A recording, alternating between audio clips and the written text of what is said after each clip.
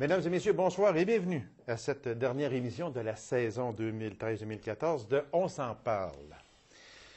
Élu pour un 11e mandat consécutif, il n'en reste pas moins que son parti a subi une des pires défaites de son histoire le 7 avril dernier. Il n'en reste pas moins qu'en avril dernier, il établissait une nouvelle marque de longévité à l'Assemblée nationale, plus de 37 ans. D'ailleurs, nous y reviendrons à la fin de l'émission. Alors, mesdames et messieurs, le député du Parti québécois en Abitibi-Ouest, M. François Gendron. Monsieur Gendron, bonsoir. Bonsoir, M. Lacasse. Monsieur Gendron, moi, là, je ne vous pose pas la question qui vous a été posée des dizaines et des dizaines et des dizaines de fois, à savoir qu'est-ce qui s'est passé le 7 avril au soir.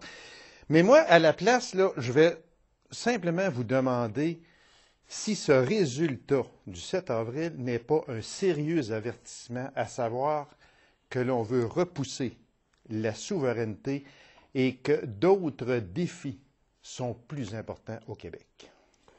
Il y a de ça, c'est sûr. Non, mais sans, vous connaissez ma franchise. D'abord, c'est une défaite majeure, très importante, très significative, il faut en tenir compte. Il y a moult facteurs pour l'analyser, on va le faire, on va prendre le temps de le faire. On ne peut pas faire ça dans une émission de non, c'est sûr, non. Mais votre question est honnête. Est-ce qu'il y a une série d'autres priorités comme vivre selon nos moyens, assainir les finances publiques, régler les problèmes d'éthique, de moralité, de collusion, de corruption, parce que ça va sortir. Bien, ça a commencé déjà. Oui. Voilà. Et c'est clair que ces éléments-là font partie du futur échiquier politique dans son ensemble, mais il y a également ce que vous avez mentionné. Moi, je prétends qu'on ne demande jamais à quelqu'un de changer de religion. Il n'y a pas personne qui m'a demandé ça. Donc, mettre l'accent là-dessus, c'est faux. C'est pas ça le problème. Parce qu'on n'a pas parlé partout, puis on n'a jamais parlé. On a parlé du référendum plutôt que parler de ce qui nous anime, c'est-à-dire un pays normal quand on est une nation. Et c'est pas ça qui fatigue les gens. C'est la gouvernance. La bonne question, là, c'est est-ce que les Québécois souhaitent une gouvernance transparente, franche, honnête, chez Bon Picot? Ça, là, vous l'auriez. C'est ça la question. Est-ce que, oui, il est temps au Québec d'avoir ce qu'on appelle une gouvernance qui donne confiance parce qu'elle est sur les bons éléments? Et c'est exactement ce qu'on avait comme plateforme électorale. On n'est plus dans l'amiante, on n'est plus dans le nucléaire, on est dans l'électrification des transports, on est dans la politique de souveraineté alimentaire, mais on n'a pas dit un mot là-dessus, personne de la campagne. Non, parce que c'était... Donc, quand on ne fait pas campagne sur ce qu'on doit faire, il peut arriver ce qui est arrivé. La campagne, là, elle s'est mise à aller tout croche exact. Pour tous les partis. Puis moi, là, j'en parlais avec mon analyste politique, M. Lemay, oui. Il n'y a pas tellement longtemps. Puis vous savez que moi aussi, je ne me cache pas. Lorsque j'ai à dire quelque chose, je le dis. Puis moi, je suis la politique énormément. Je n'en fais pas, mais je la suis de très, très, très près. Et vous le savez également. Et à mon humble avis, je l'ai dit à M. Lemay et je le dis aussi à vous, c'est la plus boiteuse campagne électorale qui nous a été donnée d'assister. Il était temps qu'elle se termine. Oui. C'était affreux parce que les programmes des partis, peu importe le parti, personne n'a été capable de mettre à l'avant-plan son programme. C'était, on se tire de la boue, puis je vais aller creuser le plus creux pour qu'elle soit le plus sale possible. Oui, non. J'ai jamais vu une campagne aussi sale, aussi démagogique, aussi dénaturée. Le style de campagne politique qu'on fait depuis 3-4 ans peut plus se faire. Il y a trop de pollueurs d'ombre. Il y a trop de gens qui... Les politiciens là, qui mettent le nom sur la pancarte, sur une affiche, là, eux autres, ils ont des clips de 7 secondes. Oui. Mais les commentateurs, eux autres, ils ont des... Oh mon Dieu, oui. Non, mais c'est vrai, non, c'est vrai. C'est vrai, certain, là, je l'ai assez fait, là. Oui, exactement. Et je pourrais vous montrer des preuves, un gars comme Luc Lavoie, par exemple, là. Luc Lavoie a répété 17 fois, faut pas croire ce que Mme Marois vient de dire. Et il y a plus d'importance des médias que la première ministre. Quand on est rendu là, faut se poser des questions. Moi, j'aimerais bien mieux écouter la première ministre parce qu'elle avait de quoi dans les mains, là. On peut l'aimer ou pas, ça me dérange pas, là. Mon point n'est pas ça, là. Non, c'est mais que Luc Lavoie ait plus d'influence en répétant des mensonges, en répétant des faussetés. Puis, écoutez, on a fait l'analyse de la campagne à Radio-Canada, Société d'État, 4 jours avant, en disant « Allez pas voter, c'est la pire campagne qu'on a jamais vue. » mon taux de participation, moi, il a chuté comme jamais. Alors, ça, c'est notre société d'État payée avec vos taxes puis les miennes, M. Lacasse. Alors, quand on est rendu là, il ne faut pas se surprendre d'un résultat capoté comme ça. Monsieur Gendron, moi, je vais vous relater 3 événements durant cette campagne électorale-là, mais on va en discuter quand même très brièvement, parce que vous dites, on ne peut pas là, faire élaborer surtout ce qui s'est passé, puis faire une espèce de post-mortem de cette campagne-là. Sauf que il y a 3 événements que moi, j'ai sortis. Premièrement, c'est après la sortie de Mme Marois de chez le lieutenant-gouverneur qui est allé dissoudre l'Assemblée nationale pour faire aller aux urnes le 7 avril prochain. Et elle refuse de s'adresser aux journalistes en sortant.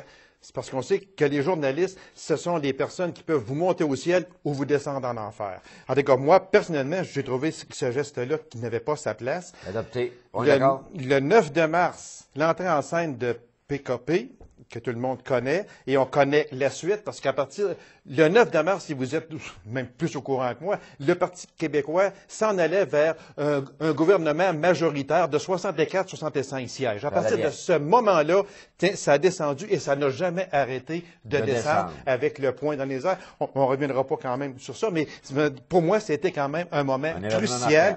Et malheureusement, à mon point de vue, à moi, la sortie de Mme Jeannette Bertrand, que j'admire énormément, Mme Bertrand, avec tout ce qu'elle a fait, mais son fameux discours au brunch de la laïcité, on n'a même pas compris qu'est-ce qu'elle voulait dire seulement. Ça, c'était aussi, d'après moi, 3 erreurs. Qu'est-ce que vous en pensez, monsieur? Vous avez raison. Point, fini. Vous avez raison, sauf que, regardez, moi, je suis complètement d'accord, là, mais j'aurais aimé bien mieux parler. Le cynisme, la boîte, l'écœurement des électeurs, c'est pas mal plus fort oui, ça, dans le résultat oui. que ces 3 anecdotes-là qui sont importantes comme erreur. Est-ce que ces 3 éléments que j'aurais aimé mieux, pas vivre dans la campagne? La réponse, c'est oui. Puis c'est fini. C'est quelque chose de mal planifié. Moi aussi, j'estime beaucoup Mme Bertrand, mais elle n'avait pas d'affaire dans un discours laisser aller les émotions et amener des commentaires, comme elle les a faits, qui ont une conséquence parce qu'ils sont répercutés pour des fins autres que ce pourquoi ça aurait dû. Donc, c'est pas une présence que j'appelle qui rapporte. C'est vrai. Donc, les 3 faits, là, réglés, c'est 3, puis 2 plus que ça, j'en ai 8. Oui, on peut en nommer encore. Mais vous avez 3 éléments importants, cependant. Quand le public dit à François Gendron, par exemple, à Dupuis la veille d'une élection, François, on t'aime bien, mais on est écœuré, on est tanné de cette campagne-là, puis je suis pas sûr qu'on va aller voter. Ça, c'est pas mal plus grave, et ça mérite pas mal plus d'analyse que ces anecdotes-là. Monsieur Gendron, j'ai des contacts un petit peu partout, moi, puis à partir du 7 avril ou du 8 avril au matin. J'ai un petit peu tendu des lignes à gauche et à droite. Il y a, je dirais, entre parenthèses, un bonze du Parti québécois qui m'a dit Madame Marois, c'est pour ça que je vous pose la question, est-ce que vous avez été très près de Madame Marois? Madame Marois, elle est bien conseillée, mais sauf que elle fait à sa tête. Est-ce qu'on peut aller si loin que ça? Madame Marois est déterminée, il ne faut aucun doute, et moi j'aime des personnes qui ont le courage de leurs convictions. C'est une personne excessivement déterminée, qui a donné beaucoup, qui, règle générale, est en mesure de faire une bonne lecture du Québec avec son expertise. Mais on ne peut pas avoir un comité de campagne nationale et ne pas être assez souple pour accepter des accommodements en déroulement de campagne. Et là, c'est là-dessus, je pense, qu'il y a eu un certain nombre d'erreurs. Moi, je connais ça, un comité de campagne électorale. Oui, parce que vous en avez passé un petit peu, oui. Ouais. Et il faut avoir assez de souplesse pour apporter des ajustements en déroulement de campagne, ce qui n'a pas été fait à mon goût dans la dernière. Donc, puis il n'y a pas de blâme pour Mme Marois, là, parce qu'il y a moult facteurs. Mais vous avez raison, parce que la question est franche. Est-ce que Mme Marois, avec l'expérience qu'elle a, puis tout ça, elle aurait pu être un peu plus souple dans l'assouplissement, dans le déroulement de la campagne, en se rendant compte, comme vous l'avez dit, qu'à un moment donné, au lieu d'additionner, on soustrayait. Exactement. Et quand on se met à soustraire dans une campagne, ben, c'est pas la bonne formule. Monsieur Gendron, Parti québécois est face à un dilemme terrible. Le Parti québécois, l'article 1, tout le monde sait c'est quoi. Dans le Parti québécois, c'est de faire du Québec un pays. Un pays normal. Un pays normal. Lorsque vous en parlez, on se reporte à la campagne électorale. Lorsque vous en parlez, vous vous faites dire ne parle-en pas trop fort parce qu'on n'axe pas la campagne électorale sur la souveraineté du Québec. Parle-en pas fort parce qu'on n'emmène pas ça à l'avant-plan. Vous n'en parlez pas, vous vous faites dire hey, la souveraineté, là, on aimerait ça la comprendre, mais vous n'en parlez jamais, vous n'en parlez pas. Vous êtes pris dans un dilemme. Que va devenir l'article 1 de cette Constitution-là, M. Gendron? Il faut l'enlever. Il faut l'enlever, puis il faut le séparer, puis là, pas parce que Non, mais j'aime votre franchise parce que ça a sorti de dire il faut l'enlever. Oui, oui. OK. Ben, mais j'ai pas fini ma phrase. Non, okay, oui. Il faut l'enlever dans le sens que moi, il n'y a personne, moi, qui m'a reproché mes convictions depuis que je fais de la politique. Mais il y a beaucoup de monde qui ont dit, y a-t-il moyen que vous séparez ce que j'appelle la gouvernance de ce qu'on offre comme style de gouvernance et l'option. Parce que là, on est toujours pris pour parler des à-côtés plutôt que le fond. Moi, je sais pourquoi je suis souverainiste et je n'ai pas de gêne à parler de souveraineté. Mais c'est pas là-dessus qu'on m'amène, parce que quand un gars comme Frigon a le culot de faire ce qu'il a fait, en mettant dans chacune des cases pour les personnes âgées de toute l'Abitibi, pas Amos, ils l'ont fait dans toute l'Abitibi. OK. Les libéraux n'ont jamais changé. Cultiver la peur, faire peur au monde, puis tricher avec les valeurs démocratiques, c'est leur lot. Ça a toujours été comme ça, ils n'ont pas changé. Donc, si on dit aux gens, vous allez perdre votre pension, vous n'avez plus de ci, vous n'avez pas de ça, ça n'a rien à voir, parce que s'il y avait une campagne où il était sûr qu'il n'y aura pas de référendum, c'est bien la dernière. Puis à la deuxième débat public, ça a été dit, martelé, précisé, mais on n'a plus jamais entendu parler de la précision. Tous les commentateurs ont continué à répéter, et M. Couillard lui-même, c'est celui le plus qui l'a dit, vous allez vous faire prendre, si jamais ils sont majoritaires, ils vont préparer un référendum. Alors que ce qui était très clair, ce qu'on préparait, c'est une réflexion de contenu. Pourquoi ça serait légitime quand tu es une nation normale, que tu gères toutes tes affaires, que tu contrôles toutes tes affaires. Mais ça s'est pas basé de même. Je respecte la valeur démocratique. On aura un moment pour le faire. Et moi, j'appelle ça séparer la gouvernance. Quand je réclame un mandat, c'est pour diriger le Québec. Puis, dans la direction du Québec que j'aurais, parce qu'il aimerait mon style de gouvernance, parce que je serais sur les bons picots. Ça veut dire être sur les bons éléments. Les bons éléments, oui. OK. Bien, là, à ce moment-là, il n'y a pas personne qui me reprocherait de parler de mes convictions, comme M. Couillard le fait. Moi, je suis fédéraliste, moi défendre la Fédération canadienne, même si on se fait manger la laine sur le dos, puis c'est pas grave, puis il a le droit de faire ça. Et j'aime pas ce parti, en passant. En plus. Ça, celle-là, ça a été... En tout cas, moi, je suis crotté un petit peu. C'est très grave comme valeur. Quand tu dis d'avant, j'ai essayé. Ouais, c'est ça. Mais c'est pas grave, c'est à M. Couillard, puis il n'y a pas de problème. Lui, il a fait une belle campagne. Très digne, très honorable. Pas de boîte. Il garage pas de boîte. Monsieur Gendron, un autre point que les gens... Parce que dans ça, ici, moi, là, j'ai rencontré tellement de gens depuis le 8 avril au matin, là, qui m'ont dit hey, « si tu fais une émission avec François... » Des boules. Mais avant le discours de Mme Marois, le 7 avril au soir, je vais rappeler, parce que je suis poli, puis je resterai toujours poli face à n'importe quoi, sauf qu'on a vu messieurs Lycée, Drainville et Péladeau qui sont allés réchauffer la salle. Mme Marois était quasiment juste en arrière du rideau. Là. Et les trois se sont tapés un petit discours de souveraineté. Alors que le message venait de passer au Québec en entier très clair, la souveraineté, pour tout de suite, on n'en veut pas oublier ça. Il y a bien d'autres facteurs à régler comme l'éducation, santé, etc. Bon, le monétaire et tout. Et ces trois personnes-là, la boucane sortait par les oreilles, souveraineté, puis ils venaient d'avoir un mandat de dire parlez-en pas, on veut rien savoir. Moi, je trouve que c'est un manque de respect total envers Mme Marois. Vous avez raison. J'achète ça tout de suite. Là, la petite erreur de fait, Mme Marois n'était pas des rideaux. Ben alors, je veux dire, c'est de l'expression. C'est de l'expression. Sauf qu'elle n'était pas loin. Je peux pas arriver comme prévu à temps. Moi, je n'irai pas faire un discours devant des chaises vides. Non, mais ça, c'est les faits. Moi, j'ai toujours aimé les faits. Oui, non, c'est Donc, vrai. Oui, donc arrangez-vous. Parce que la salle se serait vidée. Arrangez-vous pour éviter que la salle se vide. Sauf que le propos, si vous dites, est-ce que ces propos-là étaient de circonstance? La réponse, c'est non, non et encore non. C'est clair, ça? Voilà. C'était des propos de non-circonstance. Non, parce qu'on venait d'avoir un message Inapproprié, clair. inapproprié, qui manquait de respect, pas juste envers Mme Marois, envers la démocratie. La démocratie vient de parler, puis le résultat est là, ils le connaissent autant que moi. Oui. Et en conséquence, c'était pas un discours approprié. Moi, j'ai toujours appelé un chat, puis ça ne changera pas, M. Lacasse. Et je vous ai toujours connu comme ça, M. Gendron, et non pas parce que des fois, les gens me disent « Oh, mais Gendron, tu ménages. » Non, c'est pas une question.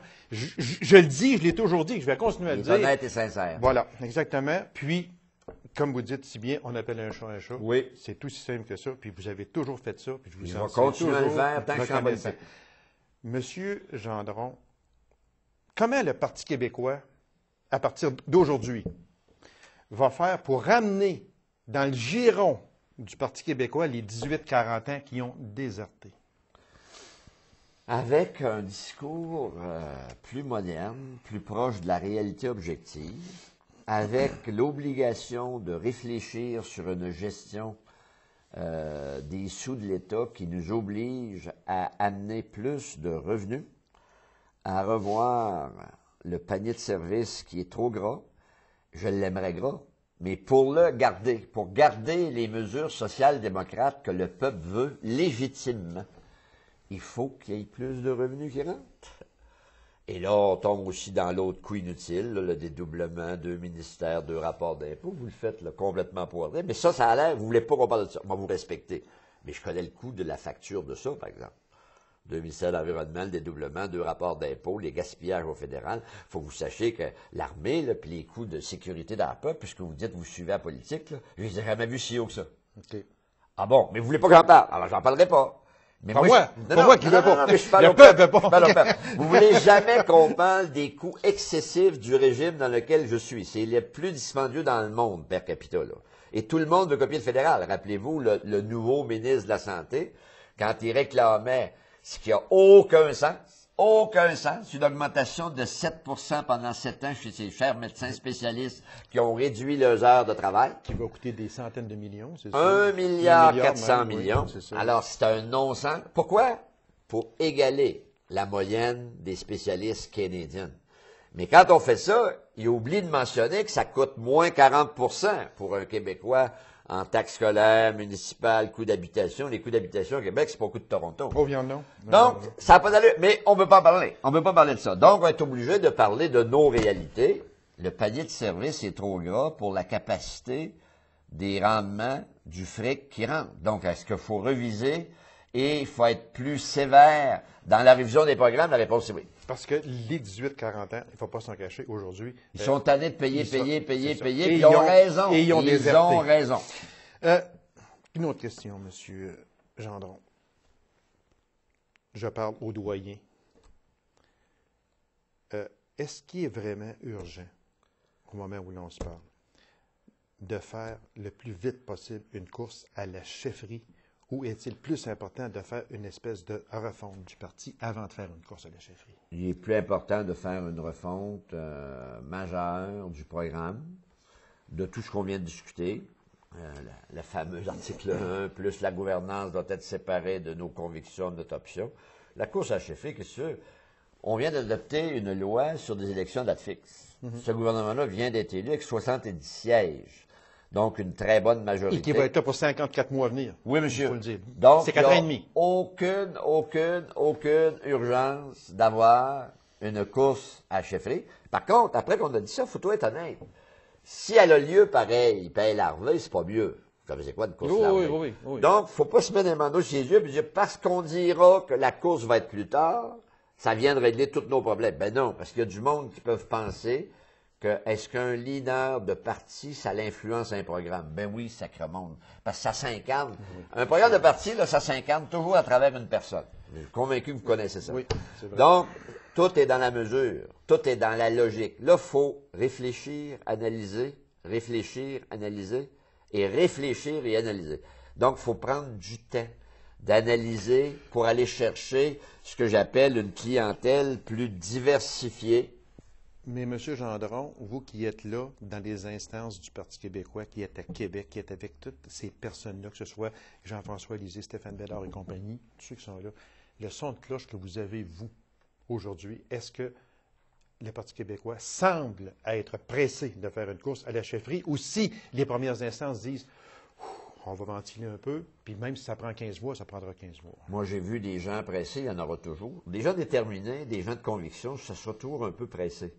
Mais arrêtez de les présenter comme étant ce que j'appelle le groupe le plus important à l'intérieur des troupes du Parti québécois. C'est pas vrai. Mais regarde, moi, ils m'ont parlé pendant des années, oh, c'est les radicaux qui mènent. Pourtant, à chaque Conseil national, à chaque instance, j'ai toujours eu la preuve contraire que les radicaux, ils mènent pas. Les radicaux s'expriment. Parce que c'est un parti démocratique. Nous, on ne peut pas un parti libéral. Il y a 600 personnes dans la salle. Il y a quelqu'un qui va au micro, une voix, puis il ne peut même pas avoir un appuyant pour ce qu'il y a à dire. Ça, on vivra jamais sur PQ. Mais on n'est pas pressé. La lecture que je fais de l'ensemble des instances, des exécutifs, Conseil national, la permanence, et les 30 de l'opposition, parce qu'il y a quand même 30 de l'opposition. Oui. L'aile parlementaire à 30, là, quand vous avez dit en entrée de jeu, c'est une des pires, c'est pas vrai. En 85, on était 18. Ouais, oui, je comprends, mais disons que... Mais c'est une grosse volée. Elle a volée. frappé fort, celle-là. Exact, je l'ai appelé grosse volée. Oui. Mais à 30, on peut former une bonne opposition, mais il faut être raisonnable, respectueux du verdict populaire, lire le message de la démocratie, et pour ça, ça prend du temps et de l'analyse. Et on va le prendre.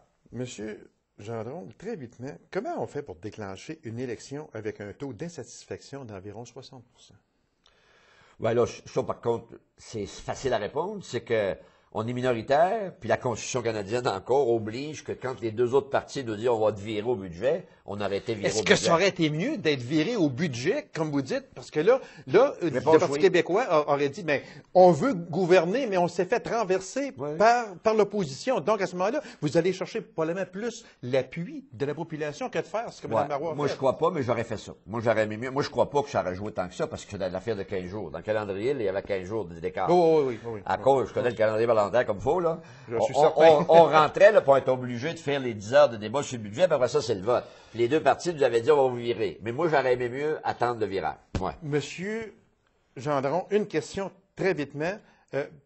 Stéphane Bédard qui va assurer l'intérim jusqu'à la chefferie du Parti québécois. Pourquoi pas François Gendron, de Loyer? Ah, François Gendron, il y a pensé. Sérieux, la question est honnête. Il n'y a pas de pensée. François Gendron avait dit à l'équipe, moi, je veux y aller. Je crois que je l'ai fait d'abord en 2007 et les gens ont trouvé que je l'avais bien fait. Est-ce que j'avais l'expérience, l'expertise? Oui, mais j'ai posé 2 conditions préalables et pour des raisons X, Y, Z, les 2 conditions préalables n'ont pas pu être rencontrées. Un jour, j'expliquerai pourquoi les conditions n'ont pas été rencontrées. Mais moi, après 37 ans, j'avais le droit de dire, je suis disponible, voici les 2 conditions que, c'est une expression, les 2 éléments sur lesquels ça m'intéresse à condition de, et les 2 conditions n'ont pas été rencontrées. Donc, j'ai décidé de me tasser et je n'ai pas laissé mon nom dans la boîte. En ne laissant pas mon nom dans la boîte, M. Bédard a été élu à l'unanimité sans vote et c'était moins divisif, c'était plus collectif, ça évitait de la chicane, on en a assez eu dans notre parti, j'en voulais pas plus. Monsieur Gendron, l'émission est enregistrée ce matin, lundi, le 28 avril. L'émission sera en ondes le 7 mai prochain. Est-ce que, parce que dans ma présentation, je vous ai présenté comme le député du Parti québécois d'Abitibi-Ouest, mais peut-être qu'on aurait pu rajouter vice-président de l'Assemblée nationale. Est-ce que c'est une chose possible? Oui, c'est juste par respect pour l'institution. Oui. C'est pas juste une chose possible, c'est une chose qui sera confirmée. Mais c'est les pairs qui sanctionnent la proposition que mon équipe va faire. Donc, mon chef intérimaire va faire la proposition que François Gendron soit vice-président de l'Assemblée nationale. Comme ça, ça m'étonnerait que ça soit pas ça qui arrive. Mes sources sont bonnes, M. Gendron. Vous avez le droit d'avoir des bonnes sources. Oui, exactement. Mais là, je vois qu'elles sont vraiment bonnes, là, actuellement. Très vitement, une chose que, malheureusement, après une défaite, on a tendance à faire, et puis c'est que le Parti québécois cherche des coupables. Ça, c'est un petit peu dangereux sur un côté parce que là, la dernière fois que j'ai lu sur ça, on parlait de l'état-major du parti, le directeur général, le président et le directeur des communications. Là, je pense qu'on est rendu loin. Là. Non, on n'est pas loin, c'est normal, parce que eux-mêmes, les affaires que vous ne savez pas, là, c'est le DG lui-même avait dit, moi, je suis ma dernière. Donc, non, là, il ne faut pas te lire tout ce que vous... faut pas croire tout ce que vous lisez, parce que là, j'en aurais beaucoup à lire. Non, c'est sûr. J'en aurais beaucoup à dire, pardon. Mais non, là, moi, je cherche pas de coupable, sauf que je me souviens pas qu'après une défaite aussi importante que celle-là, qu'il n'y ait pas des changements organisationnels dans les structures du parti. C'est normal. Pour des défis normaux, Voilà. et c'est 100% normal. Mais moi, je cherche pas de coupable, je cherche à analyser ce Qu'est-ce qui qu'il s'est faut passé faire. exactement? Non, ce qu'il Ce faut, qu'il faut faire pour éviter d'avoir pour une autre éviter défaite. d'avoir une défaite. Mais vous ne serez plus là, M. Jean. C'est pas grave. J'ai le droit de déposer de l'irréflexion. Ben oui. Mais donnez-moi mon papier. Oui. Je vais continuer à réfléchir. Je vais continuer à être... Entre vous et moi, là, on va fermer les caméras. Là, c'est probablement votre dernier terme, monsieur. C'est clair. C'est clair. Bon, Monsieur Landon, ils m'ont dit que le temps passe vite. Question-réponse rapide, s'il vous plaît. C'est pas moi qui est là. Dossier, parce que les personnes m'ont demande à M. Gendron, rénovation au centre hospitalier à Macamic. Est-ce qu'avec un changement de gouvernement, c'est dangereux que ces rénovations-là ne se fassent pas? Bétonné, c'est armé, avec un décision numéro. Du Conseil des ministres, décision du Conseil du Trésor. Bibliothèque de Macamic. Ah, bibliothèque de Macamic, ça appartient à Macamic. L'argent est là. L'argent est là. OK. C'est ce que les gens veulent savoir. Ce qui a été fait avant, l'argent est là. Est-ce qu'elle sera là encore aujourd'hui avec un nouveau gouvernement? Un gouvernement peut toujours changer les priorités. Moi, je suis honnête, mais normalement, les États se succèdent et se responsabilisent de la décision déjà prise. Donc, en conséquence, c'est une décision qui ne devrait pas être remise en question. Monsieur Gendron, très vitement, j'aimerais avoir votre opinion sur la fameuse pétition contre le Dr Barrette. Insignifiant. Voilà. Merci. On a parlé un peu, puis j'aimerais revenir très vitement. Coalition des votes francophones, n'avoir qu'un seul parti souverainiste. Mettez un autre nom, si vous voulez. Mettez un autre nom, mais seulement n'avoir rien qu'un. Arrêtez de diviser le vote en 3-4 partis. Ben, beau rêve, mais vous essayerez de faire ça Québec solidaire, là, qui vendent des nuages, qui vendent de la pluie artificielle. Donc, il n'y a pas beaucoup à faire. Parce que moi, j'ai jamais vu Québec solidaire vraiment souverainiste. C'est d'abord un parti de gauche, très à gauche, gauche caviar. Et la gauche, pour eux, est plus importante que le pays. Ah, ils ont le droit. Donc, même me dire, oui, mais faites des efforts, on les a toutes faites. On va essayer encore d'y faire, mais c'est clair que cette division du vote nationaliste n'aide pas. M. Gendron, triste fin de carrière pour Mme Marois? Oui. Un peu comme celle de M. Charest et celle de M. Duceppe aussi. Hein? Ce sont de tristes fins de carrière. Oui, mais il faut faire différent, parce que Mme Marois, puis M. Charest, c'est pas pareil pantoute, parce que là, la tristesse avec M. Charest est basée sur un comportement unique. J'ai jamais vu un premier ministre contribuer autant que ça au cynisme, à ce que vous savez. Et Mme Marois n'est pas du tout dans ces eaux-là. Mme Marois a marqué le Québec, a doté le Québec, et on va rester avec énormément plus d'images positives de Mme Marois que de M. Charest. Monsieur Gendron, on va parler très vitement de ce record de longévité qui ne sera à peu près probablement jamais battu depuis de 37 ans. Je me fais le porte-parole de la population. OK? Merci, M. Gendron, d'avoir si bien représenté le monde politique durant toutes ces années. Merci d'avoir si bien représenté l'Abitibi-Témiscamingue et particulièrement l'Abitibi-Ouest. Vous avez été et vous êtes encore une fierté pour nous, M. Gendron. Une chose que je ne fais à peu près jamais, c'est de nommer mes invités par leur prénom. Mais je vais faire une exception à la règle aujourd'hui, M. Gendron, et je vais vous dire ce que la majorité des gens vous disent. Merci, François. J'apprécie beaucoup. Merci de tout ce que vous avez fait en politique et que vous ferez encore parce que vous êtes encore avec nous, M. Gendron. Alors, mesdames et messieurs, merci d'avoir été là. On se donne rendez-vous possiblement en septembre prochain. Alors, c'était la dernière émission 2013-2014. Alors, passez un bel été. Soyez prudents. Merci. Au revoir.